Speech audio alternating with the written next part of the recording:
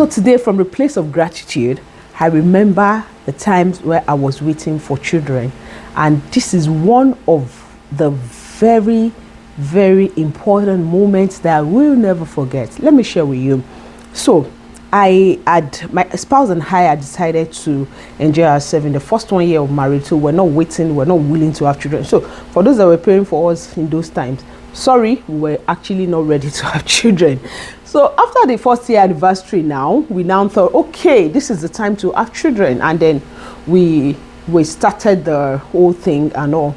So we went to see a gynae, and the gynecologist had said, oh, you need to do a test so that I can ascertain if everything is fine with you. And now I'm not talking about my spouse, I'm talking about me. So one of the tests we needed to do was HSG. Yeah, HSG. Yeah, that's the name of the test. So we had gone to the laboratory. There is a medical lab that we were recommended to from the hospital, and we went there to do the test. When I got there, so my spouse didn't go with me. He was unavoidably absent, so I went alone. They had told me that this process is a very, very painful process. So when I'm going, I shouldn't drive, or I decided not to drive because I was told that the process is a very painful process. So I went for this HSG. Yeah, it's HSG test. Yeah.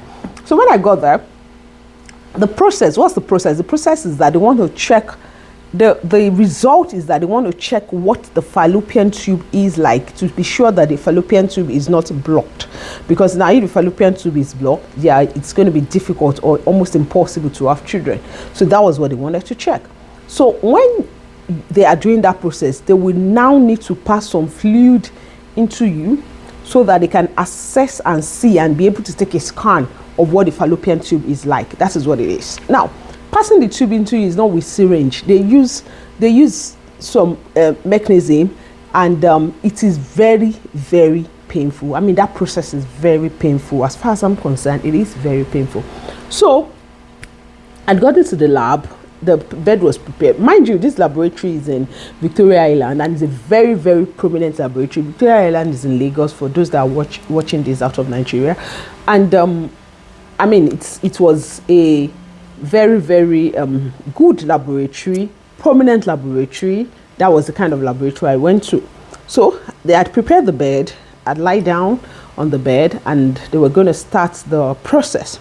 And this lab, I don't know what they call them, this lab lady who was going to do the thing for me tried passing in the fluid. And as many times she tried to pass in the fluid rushed back out. She does it again, and then the fluid rushed back out. And then this lady goes, I'm not sure you're going to have children. It's not funny. It wasn't funny that day. It's actually funny today, but it wasn't funny that day. And she goes, I'm not sure you'll be able to have children. How on earth is it that all the fluid you are passing into you keep gushing out? If fluid cannot enter into you, how then will your husband's sperm be able to get into you anyway? I was on the test bed. I was lying down. I wasn't sleeping. They don't sedate you. They don't sedate you for the test. You are wide awake. And she kept going on and on. And the young man with her kept asking, oh, so the fluid is not going in? She said, yes, the fluid is not going in. So she's blocked. I don't even think that her private part has a space for fluid to enter. And if the fluid cannot enter, whatever the husband is putting in is coming down. You know what? Truth is, in this your search for children, you are the one that has the problem. Like, as she was saying it, she didn't wait. She didn't stop. She was putting those things inside me. So I was feeling the pain. And she was saying all of this that she was saying. Oh, my God. I don't think it was that physical pain that was painful. I think it was the emotional hurt that I felt that day. I stood up from that bed. Big girl in the mud. Hard girl in the mud. I just started crying.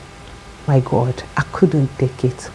I called my partner. I'm like, this is happening. They said I'm not going to be able to have children. Like, this lady kept giving her verdicts as I was in that bed that day. I cried like a baby. I booked my ride, and then as I was going home, I was just thinking, I was just crying, I was just thinking and all of that. Guess what? Guess what, guys? I had my children naturally. I didn't do anything. Like, I literally didn't do anything. That place was open. sperm had chance to enter. This lady just said detrimental things. When I got back to the doctor and I said they couldn't do the test, and the doctor said, oh, they couldn't do the test. What happened? I said to the doctor said, then they don't know what they are doing. Go to another lab. And then I went to another lab and they did this thing seamlessly, and that was it. Why am I sharing this today? I'm sharing this for two people. Number one, you ladies or men that are waiting to have children. People can say anything. Even doctors can say things that are not right. So please check again. Number one. Number two, the most important reason why I'm sharing this is for people that are in the medical space. Please, please, and please. Most people that come to you came in already a little bit feeling bad because of their condition that they can't explain.